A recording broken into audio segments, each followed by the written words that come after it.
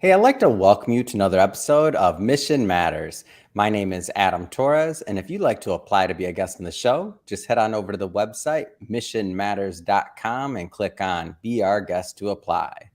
All right, so today I have David Wallach on the line, and he's president of Barclay Street Real Estate and Triumph Real Estate Group, and he's also co-host of Calgary Next. David, welcome to the show. Thank you for having me. It's a pleasure to be here with you. All right, David. So we have a lot to talk about today. So we'll talk about leadership and real estate opportunities in Calgary. So a lot of business owners, entrepreneurs, and executives that watch this program, and excited to get some insight into what's going on in Calgary. But before we do that, we'll start this episode the way that we start them all, with our Mission Matters Minute. So, David, we at Mission Matters amplify stories for entrepreneurs, executives, and experts. That's our mission. David, what mission matters to you? Wow, you hit your guest with a tough one to start with. I guess that sets the tone for the rest. I think two things. One, and I don't know if one is more important than the other, but two things is if you know the movie by Spike Lee, Do the Right Thing. Yeah. As an entrepreneur, you always challenge yourself whether you do the right things, because you have to make decisions, and sometimes you don't have a sounding board that you can get advice, and you have to make the decision. So you always kind of, do I make the right decision? Did I make the right decision? And sometimes it can create procrastination. But so one thing is always trying to do the right thing. But then when you do the right thing, is lead by example. You cannot ask people to do stuff that you are not willing to do. So leading by example is something that was probably engraved in me during my Army service as a staff sergeant. So I want to, we'll cover a lot of what you've done, in real estate, and also your show. And then also you're an author. So we'll talk a little bit about your book. But before we do that, I mean, where did all this start? Like, where did this entrepreneurship and business journey start for you? Well, I was born and raised in Israel, and immigrated to Canada only 23 years ago, with my wife and three kids. So I think it started back in Israel. Once I finished the Army service and got into the business world, I went to university first, and after 3 days, I asked my dad, "How much do I owe you?" And I'm out of there. And I went into sales. Immediately went into sales and started in the insurance industry. Started working for an insurance brokerage. Then I moved to an insurance company, became a supervisor of life insurance and benefits. And at a certain point, I felt frustrated. And maybe that's something that is common to a lot of entrepreneurs. You feel frustrated that the people above you don't see things the way you see things.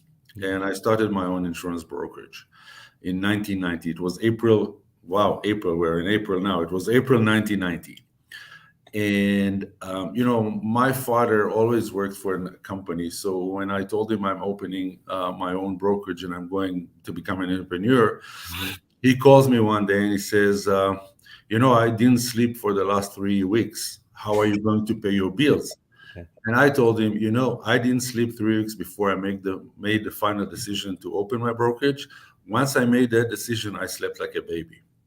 And so it's April 1990 that I started my first business. Wow. And one big thing, so there's also some entrepreneurs or would-be entrepreneurs that are out there that'll, just be graduating college, or maybe they're just getting started in their career.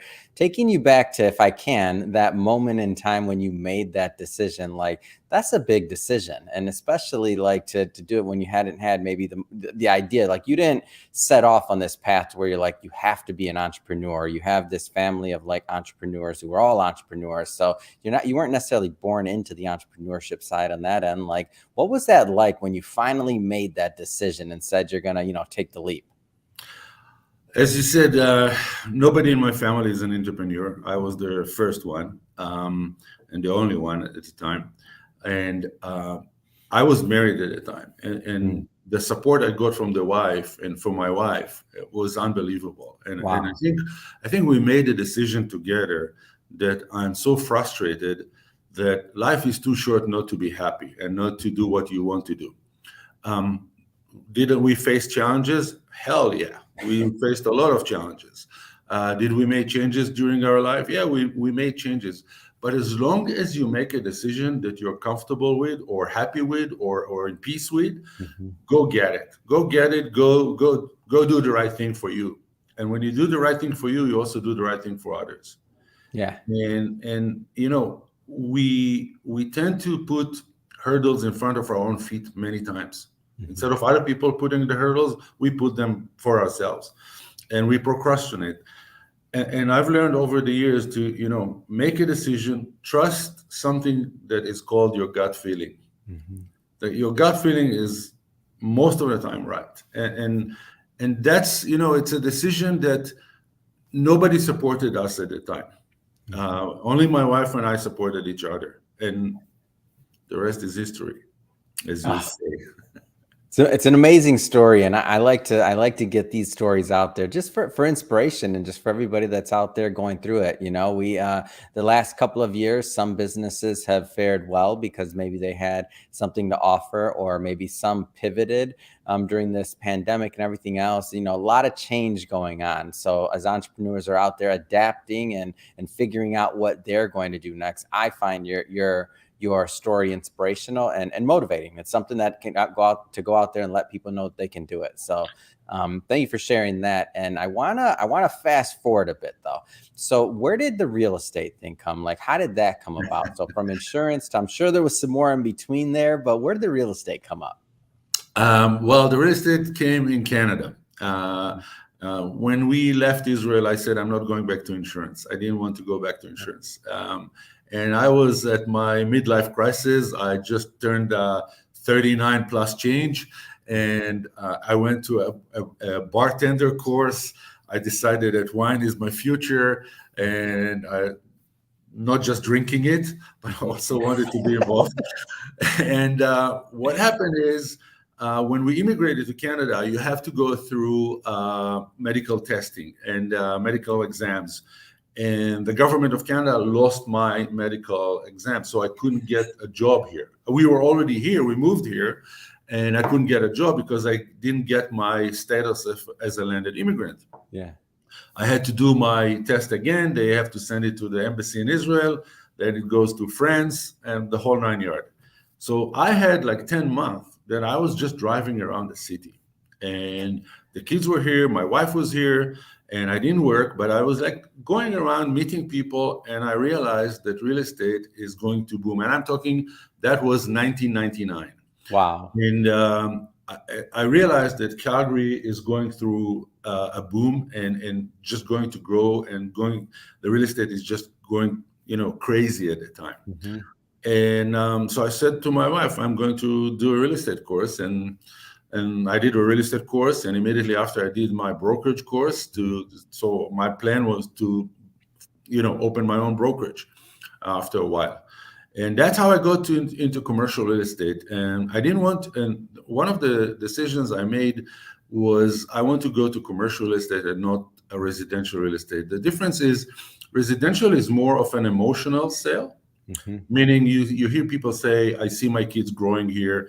I see myself in, you know, in the kitchen here. Hmm. Uh, when it comes to commercial, it's business to business. And Hmm. that was my previous life in the insurance industry. Most of our clientele were entrepreneurs as well. Most of Hmm. my customers were entrepreneurs. So business to business kind of was easier for me to relate to. And that's how I started in commercial real estate. In uh, Valentine's Day 2000 was my first day on the job.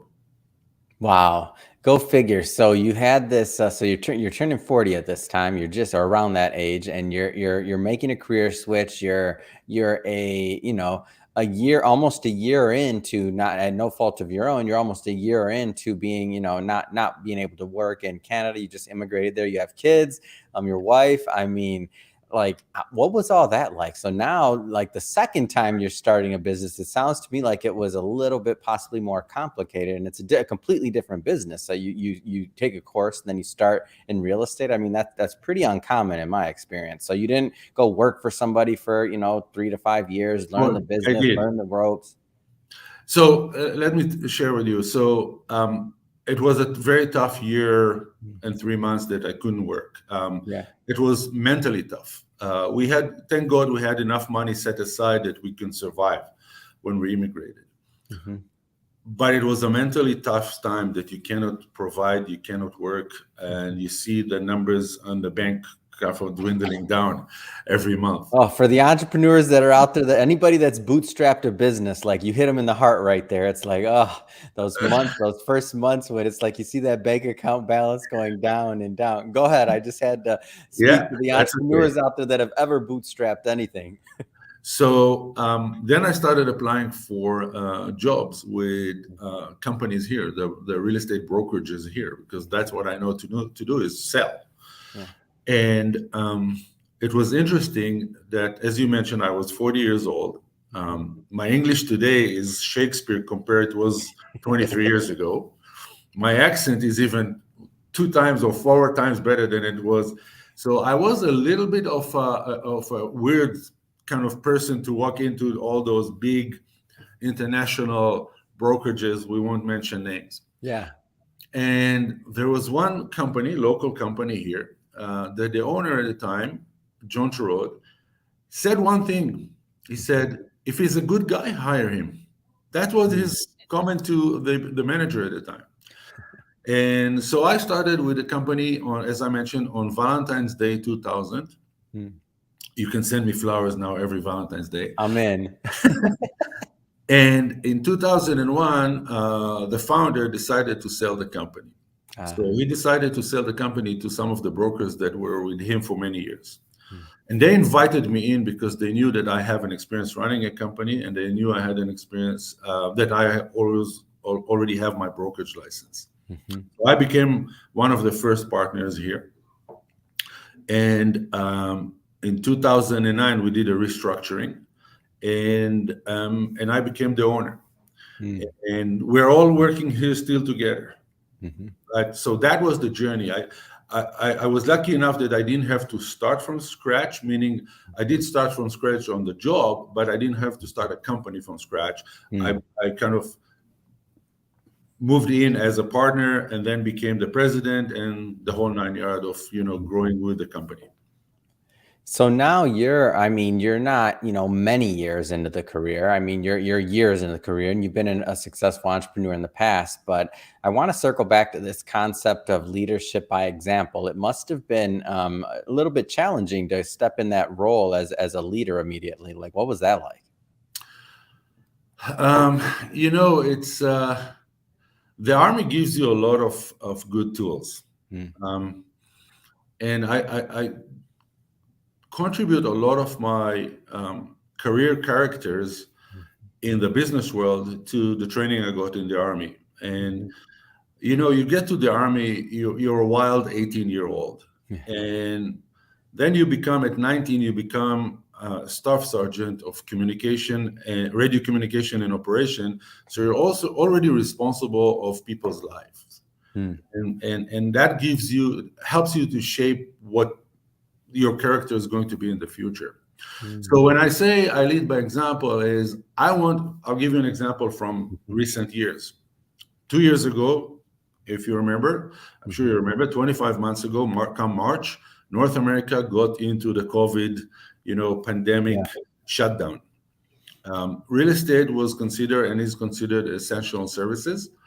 So our office was open, and what we did is every day we had 50% of our staff to maintain the distance. I was here every day. I was here every day because I cannot ask people to come here if I'm not here. So that's leading by example. That's a role model you have to show. When I did my brokerage and I did sales and I worked on a team, I was part of the team, even though I was the president of the company. And I went to every meeting and I was dealing with clients. today I don't broker. I refer all my clients to my brokers. So, but you cannot ask someone to do something that you're not willing to do. As I'll give you one more thing. We like to watch movies, all of us, right? We just had the Oscars, the Emmy, the Grammy, all those events that I'd never watch. But we love to see in the movies, the old westerns or the war movies that they so charge. In Israel, in the Israeli Defense Forces, the command is follow me. It's not charge. That is kind of engraved into you from day one. It's follow me. And that's how I try to operate. Maybe I'm not successful 100%, but if I'm successful to 90% or above, I'm good with that. It's great. It's great. Follow me. I think that's something for all the leaders out there to take away from this. I know I will. I want to talk a little bit about your writing. So you were featured in a book, Desire, Discipline, and Determination, Lessons from Bold Thought Leaders. So I'm a big fan of books. I mean, I may be biased as a publisher, right? But a big fan of books, big fan of getting the word out in print and having people read it and really passing that knowledge on to the next generation. What was it like becoming an author? Well, to say that I'm an author is a little bit of a stretch of the imagination. It's one book that I'm featured in one chapter. So, one of my qualities is that I'm humble. So it was a very interesting experience. My first language is Hebrew. My second language came from my parents was German. English is my third. So it was a little bit of a challenge, but I enjoyed it because I was working with someone like you that helped me write it in proper English. Let's put it, the red marks were way more than it was bloody. I know. But it was an interesting experience, humbling experience. I had to think a lot, which was great, and to kind of go deep. And you know what? I think I'm ready for another challenge like this. I think I enjoyed it at the end. During the process, I was a little bit annoying to the person who helped me, because it was always in the last minute that I sent my next kind of I would say corrections. Right. But I think the best part of it was thinking and going deep internally. Yeah. What do you hope that your readers gain from reading your work? Like what are some takeaways that you hope they get? I think that the one thing that is, we have a phrase in Hebrew that it's smart people learn to shave on someone else's beard. Wait a minute. Say that one again. Smart people learn to shave on someone else's beard. Yeah. So you don't cut yourself. On, man. You're coming with it today, David. That's so, a great one. So you don't cut yourself. Let other people cut themselves. So read what I wrote about my discipline, how I made mistakes, and don't do that mistake. Because human nature is we learn from mistake, unfortunately. We don't learn from our successes. We always use this phrase, oh, we've learned from our mistakes. Why don't we learn from the good stuff? Why do we learn from our own mistakes? So read the book. Maybe you can spare some of the mistakes you may do in the future. It's great. Smart people learn to shave on someone else's beard. I've heard many Hebrew sayings. This one I think is going to stick with me, David. Finally, one that's simple enough for me to remember. I'm in. Your talk show. Yeah. So Calgary Next. So as I kind of run through these things, I mean, you got a lot going on, and we still haven't even covered your actual brokerage yet, but Calgary Next. So now obviously you have, the real estate brokerage, you got a good commercial business going there. You're an author. I mean, you're busy. You're a busy guy. Calgary, I want to talk about the market in Calgary as well, but then you decide to do a radio show. I mean, where did this come from? So a few years ago, I got an email from voiceamerica.com, which is a US over the internet radio And I thought it's a spam or a hoax or something, and I just ignored it. Then I get another email, and then the guy connects me on LinkedIn. Yeah. Eventually, I said, "Okay, call me." Winston Price, his name, is one of the producers there or salesman, and he says, "Well, Yeah. how did you get to me? Well, we saw you on LinkedIn. We think you'll be an interesting guy to be a host of our show." Mhm. So my response was, "I barely speak English, and nobody understands my accent. Does that work for you?" And he said, "Yes, perfect." So I started with Voice America. I had a show for 2 years that ran for over 2 years until I quit. That was taking care of business.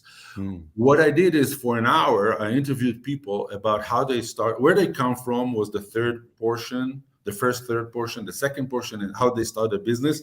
And the last portion, the last third was what's the future for the company. Mm-hmm. And I've done it for 2.5 years. I interviewed people from the US, from Canada, from Estonia. And then I took a break. I was chairing the Calgary Economic Real Estate Committee, and I was on the board of TCN Real Estate Services.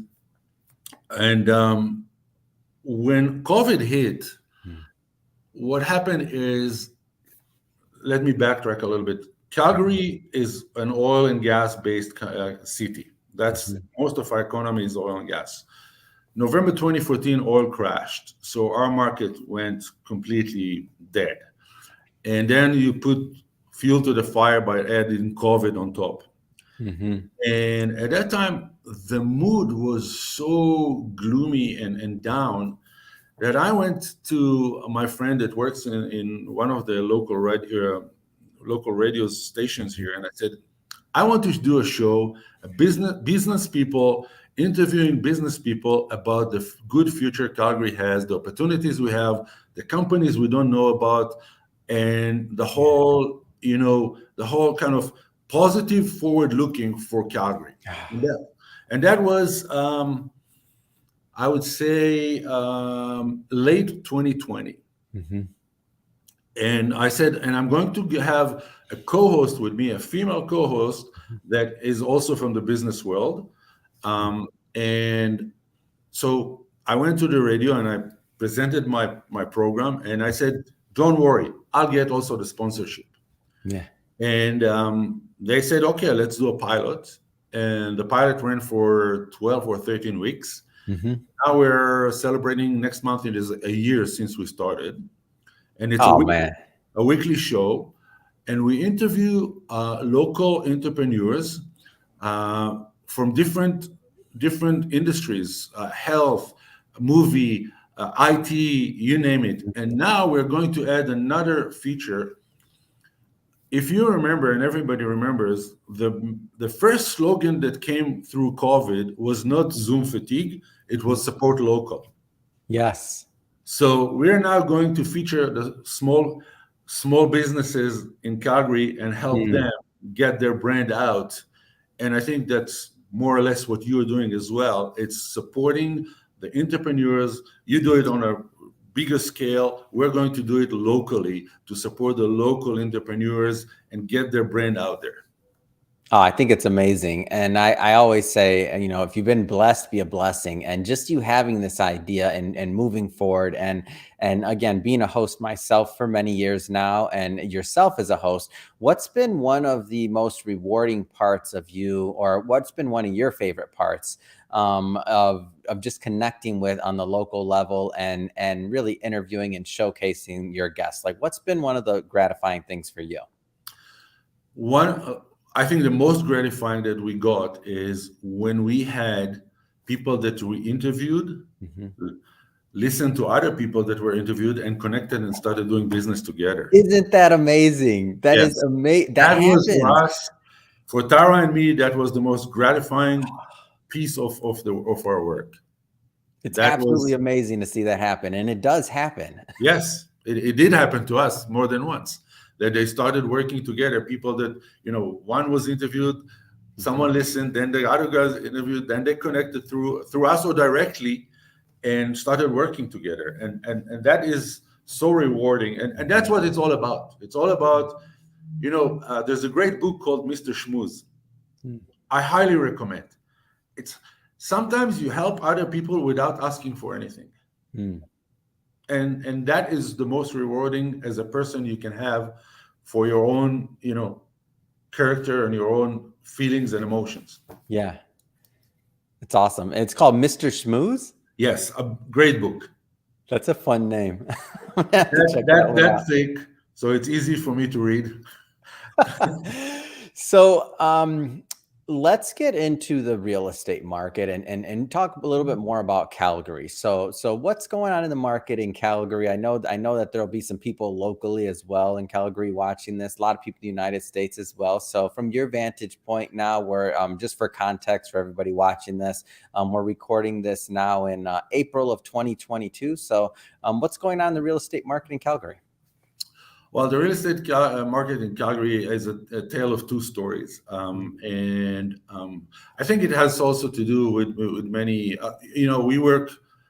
My brokerage, Barclay Street Real Estate, is only in Alberta, Calgary, and Edmonton. But I also have Triumph Real Estate Investment Fund that we buy also in the U.S. Properties so far in Phoenix and Denver. So I know both markets. And Calgary right now represents a good opportunity, and we see it now with companies coming here, because what happened is, as I mentioned earlier, our market downtown was 70% oil and gas related. When oil was at $120 in 2013 and 14, we were like, we couldn't care about anything because money was flowing here. Yeah. Then came November 2014, and oil crashed to the 20s. So people got laid off right, left, and center, and from all segments, whether it's people in the field, whether it's people in the office, the whole province. We're not a state; we're a province. The whole province went really, really down economically, and Calgary got hit the hardest, because we are what's called the white collar, the engineers, the geologists, everybody that is not in the field. Most people in the field are Edmonton, Red Deer, north of Calgary, because that's where the oil fields are. So our market went down, and we got to a point that from in 2007 or 8, before the first crash, the financial crash, our downtown vacancy was 0.4%. In 2016, 17, 18, we were at 30%. Yeah. So think about it, every third building is empty. Yeah. So that creates opportunities, because right now what we see is the owners, the landlords, are trying to get tenants. So they're giving away space in a fashion that they didn't do before. So you can get a great deal. So we see now a lot of IT companies moving to Calgary, and or starting here, or kind of opening a new branch here, because the cost of living is cheaper. The ability of the employees to buy a home is cheaper. Rent is cheaper. Rent for the owner is cheaper. And if you're from California, and my biggest comparison to Calgary would be Arizona and Texas, and the reason I say it is the eastern and western seaboards became so expensive that we see in Arizona, for example, 49 companies moved from California to Arizona before the previous election. So everybody was shocked how Arizona became Democrat. Well, this is how 49 companies moved more employees, because more land, cheaper living than try to buy a house in LA or San Francisco, right? So we see kind of right now the same starting to happen here. Now we are about a phase or two following the US in Canada. But Toronto is expensive. Vancouver is expensive. What's the next great city? Calgary, because you have the Calgary Stampede, you have the Calgary Flames, you're close to the Rockies, you can go hiking, you can go biking, you can go skiing. So that's what we see now. We have another announcement coming this week from another company that is going to come here. We're interviewing, I can't tell you who, we're interviewing tomorrow another company from Vancouver that is moving a big portion of their facilities here. So we see that now. We just sold, my brokerage sold a property and a downtown office to an investor from the US.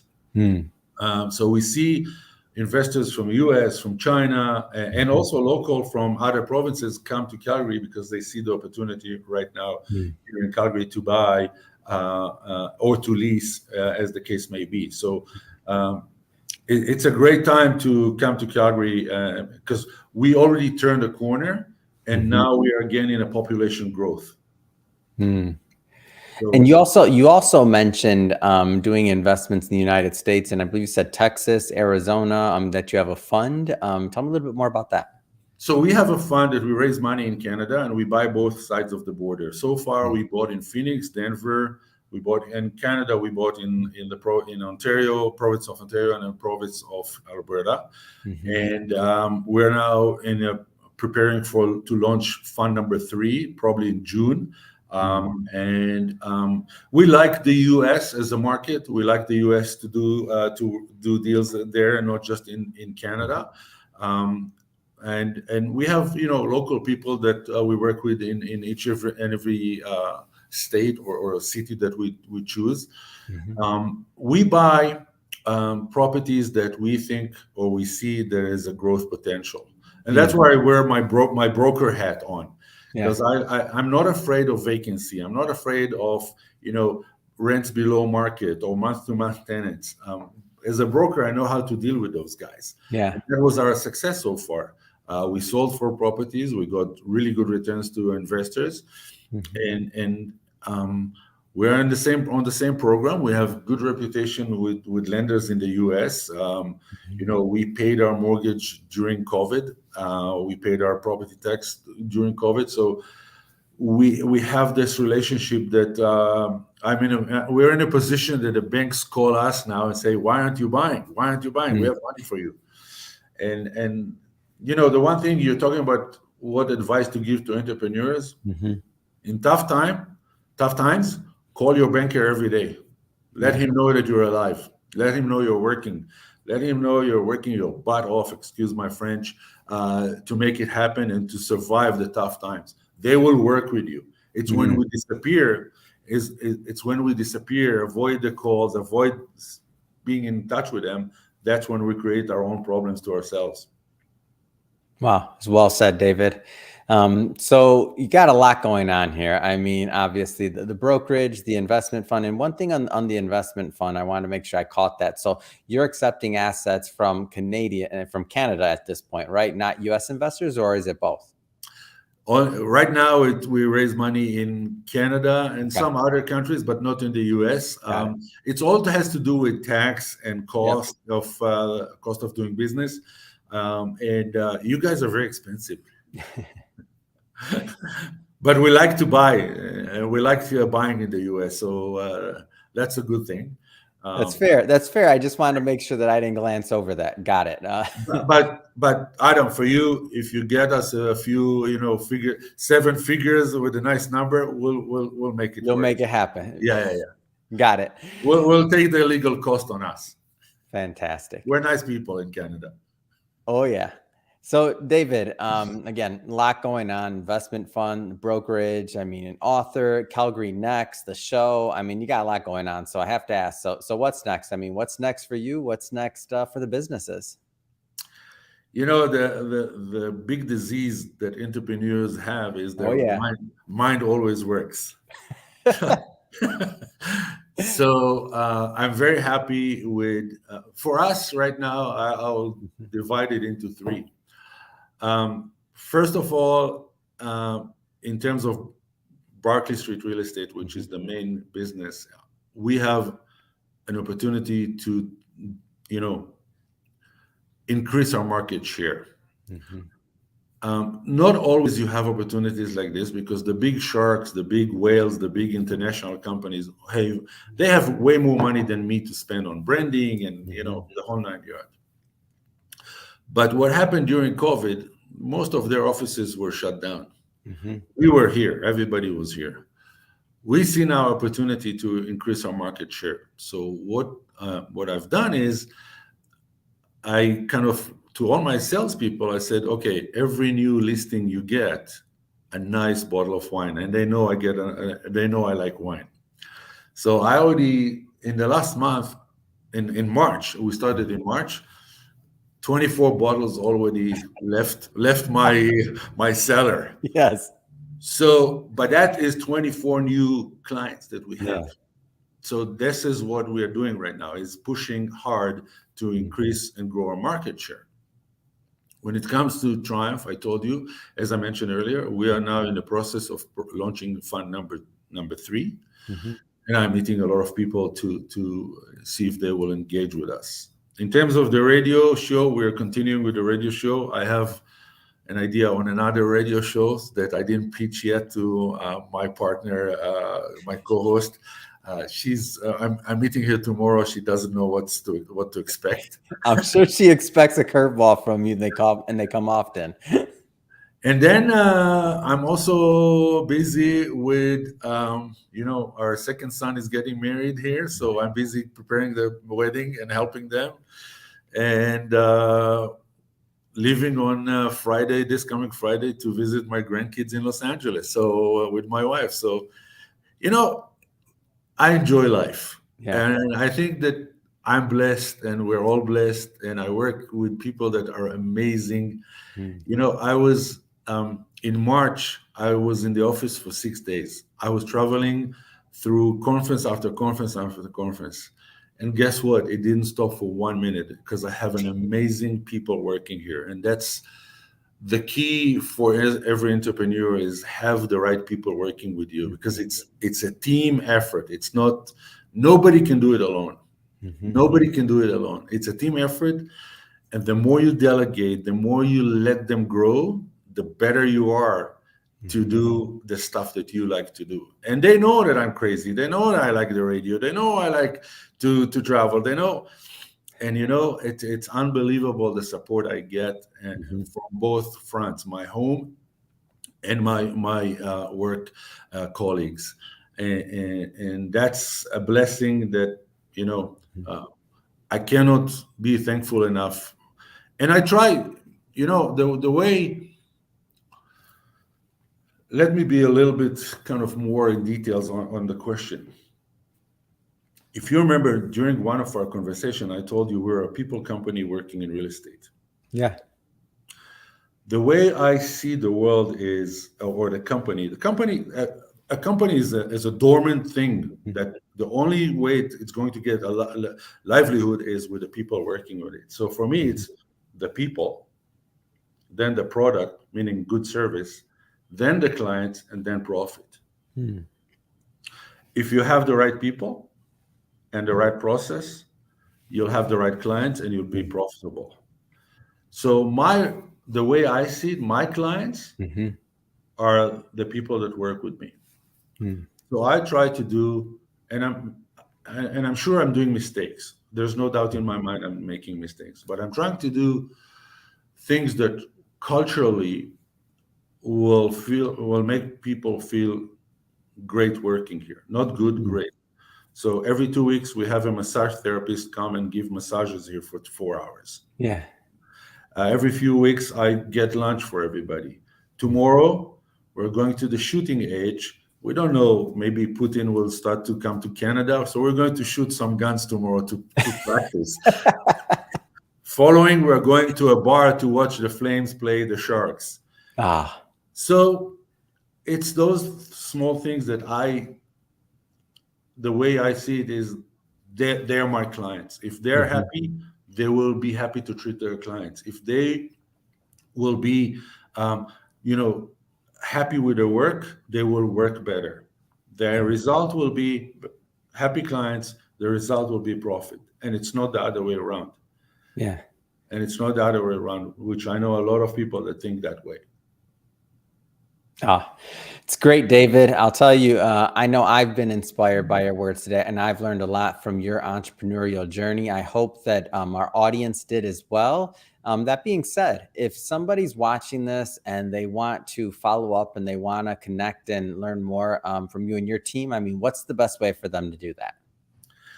Best way is email, Mhm. because my EA Sarah is connected to my email, and if I don't reply, she's on my neck, and she punishes me with because she's responsible for the coffee, and if I don't behave, I don't get a good coffee. So and I drink at least 3 coffees a day.